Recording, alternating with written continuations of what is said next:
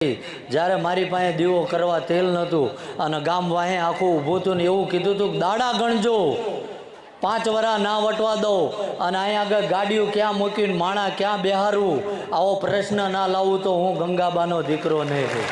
અને આજે આ પુરવાર કરી આપ્યું. ક્યાંય કોઈ મારી વસ્તીને કીધું હતું કે મારી માટે ક્યાંય કોઈ ભીખ ના માગતા.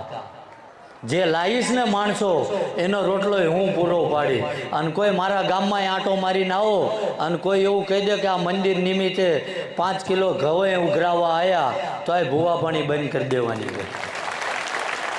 અને મારું ગામ આખું ઊભું હારે ભાઈ. ખોટો હોય તો ગામવાળા પહેલાં પાડ દે, ના પાડ દે. તમને જાપે એવું કે આ બધા ગાંડા હે શું કામ આવે, અને ગામના બૂસ માર્યા.